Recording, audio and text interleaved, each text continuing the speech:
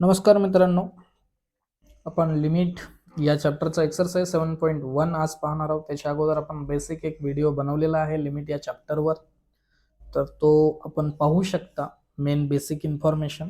ठीक आहे, आज आपण एक्सरसाइज 7.1 मध्ये क्वेश्चन 1 आणि क्वेश्चन 2 आज आपण कंप्लीट करणार आहोत. क्वेश्चन काय म्हणतोय बघा. क्वेश्चन तुम्हाला दिलेला आहे मित्रांनो,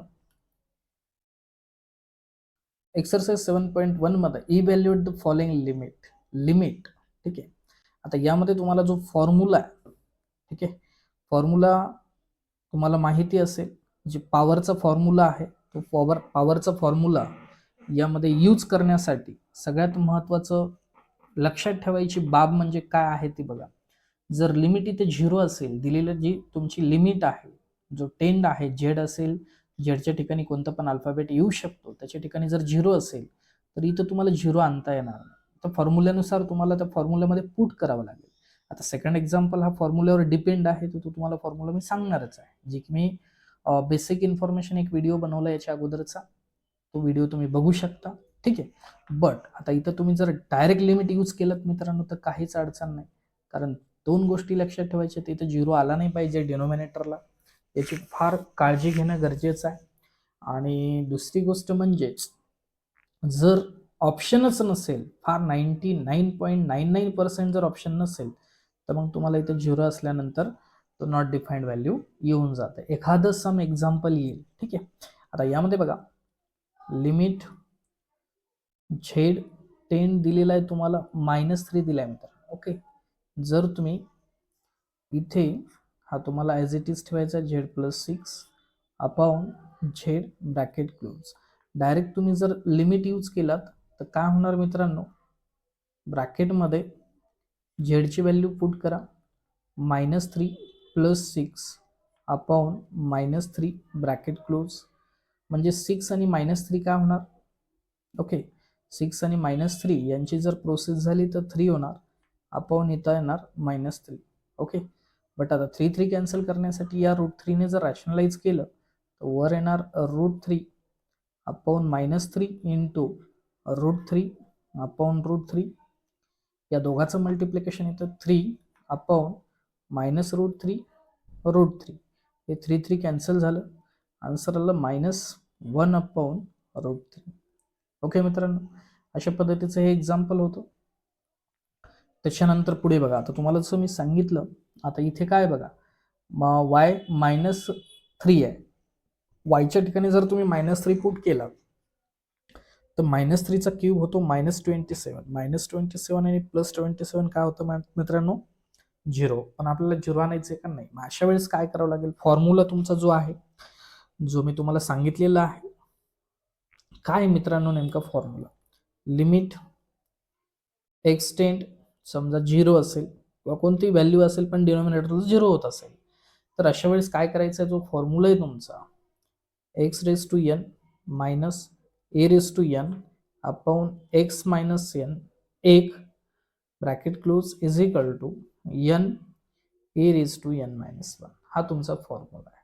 कधी, ज्या वेळेस x टेंड 0 असेल, इथं 0 येत असेल, परत हे पण मॅच होणं गरजेचं. हा बेस x आहे, इथला बेस आणि हा बेस सेम पाहिजे, साइन मायनसच पाहिजे, पॉवर पण सेम पाहिजे, त्यावेळेस हा फॉर्म्युला यूज होतो मित्रांनो.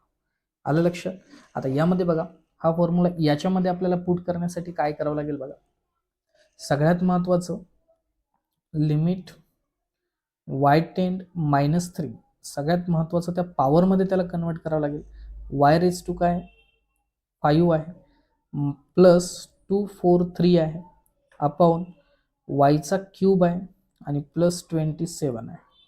इथपर्यंत आला. आता 27 हा डिजिट जो आहे कशाचा आहे, क्यूब कशाचा आहे हे लक्षात येते तुम्हाला, तो क्यूब आहे 3चा. ओके, मग y⁻⁵ प्लस इथला जर क्यूब माहिती झाला तर हे डायरेक्ट तुम्ही लिहू शकता ⁻⁵. म्हणजे 3ला जर 5 टाइम घेतलं तर मल्टिप्लिकेशन काय होणार, 243. ओके, त्याच्यानंतर इथे आला y³ प्लस 27, ब्रॅकेट काय झालं, क्लोज झाला. आता हा प्लसचा फॉर्म्युला आहे, क्लिअर आहे. हा कशाचा फॉर्म्युला आहे, प्लसचा.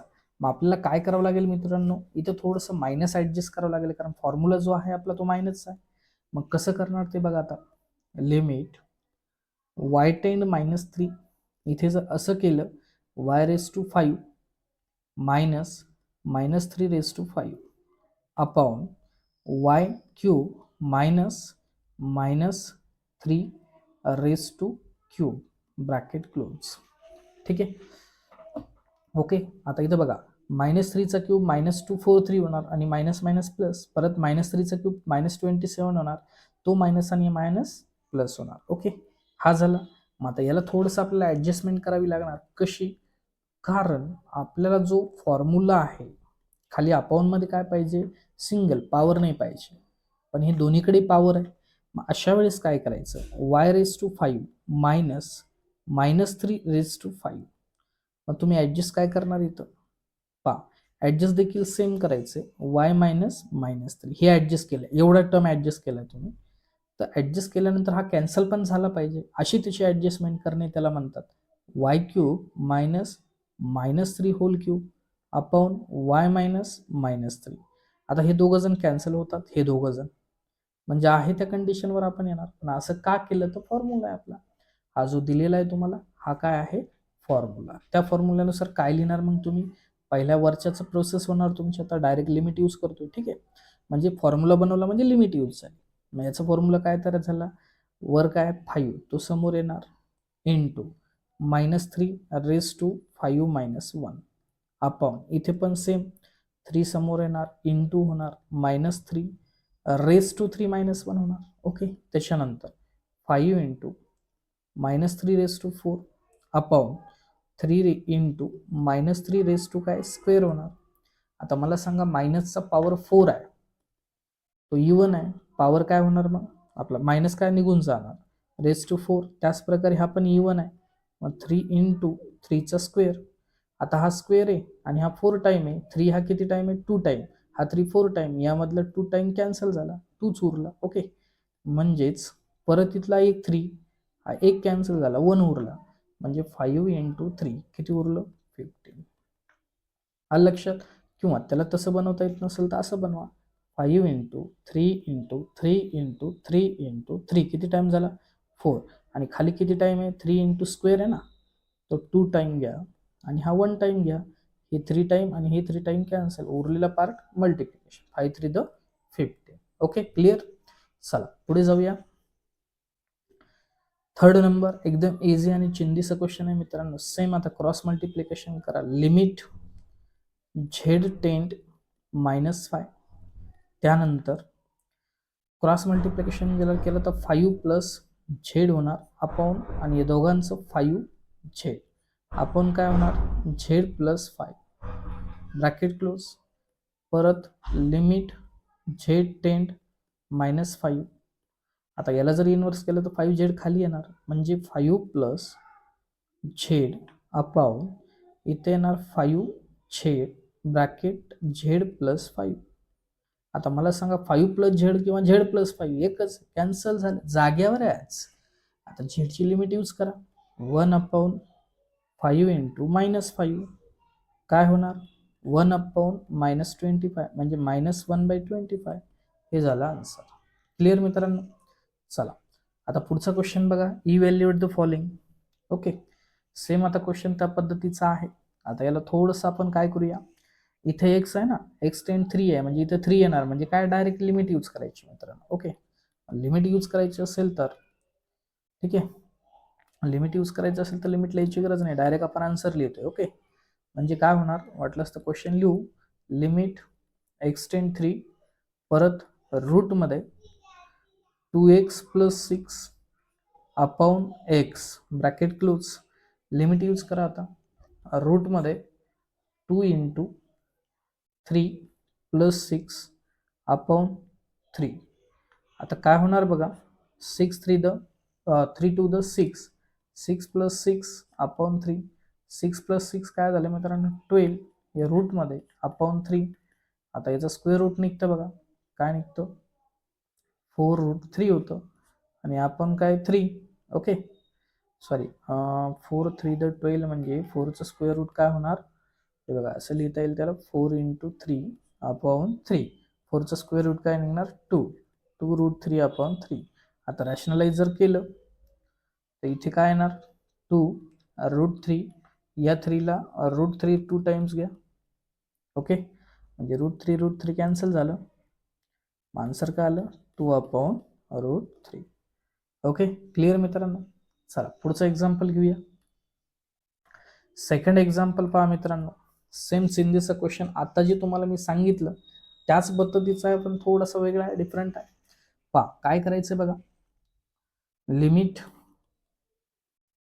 x टेंड टू आहे, परत bracket x⁻³ -2⁻³ upon x-2 bracket close. Okay, ठीक आहे. आता याला -3 आहे आणि हे पण सेम आहे. मग तुमचा जो फॉर्म्युला आहे तो फॉर्म्युला तुम्हाला यूज करावा लागणार इथं.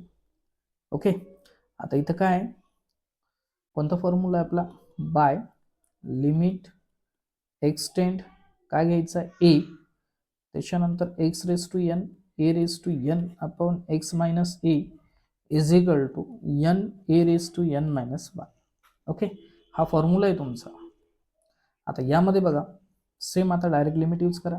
-3 जर समोर आला, -2 काय होणार -3 -1. ओके, म्हणजेच काय होईल -3 -2 काय होणार -3 आणि -2 -4.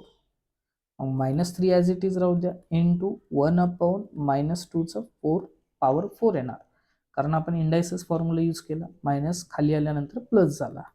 परत -3 इंटू 1/-2चा जो आहे 4 टाइम जर घेतला तर काय होणार 16. ओके, हे झालं तुमचं 16. मग -3 ने इंटू करा, -3/16. या पद्धतीचं हे आन्सर होतं. ओके, चला पुढचा क्वेश्चन आहे. सेम त्याच मेथडचा आहे, तोच फॉर्म्युला यूज करायचा आहे, फक्त तुम्हाला ऍडजस्ट करायचं आहे. लिमिट x⁻5 x⁻³ काय 3 -125 अपॉन x⁻5 -3125 ब्रॅकेट क्लोज. आता इथे सरळ सरळ दिसते हे 5 आहे आणि x³ म्हणजे 125 कशाचा क्यूब आहे. Limit x⁻5 x³ -5 upon x³ -5 यावरून हे लक्षात येऊन जातं. आता तुमचा फॉर्म्युला तयार झाला, कोणता, बाय काय घेणार मित्रांनो, लिमिट x⁻a ब्रॅकेटमध्ये x⁻n a⁻n अपॉन x-a. काय तयार झाला फॉर्म्युला, n a⁻n-1. हा फॉर्म्युला तयार झाला तुमचा. आता यामध्ये बघा लिमिट x⁻5. ओके, आता याला ऍडजस्ट करण्यासाठी वर आणि खाली आपल्याला काय ऍडजस्ट करावं लागेल, x-5.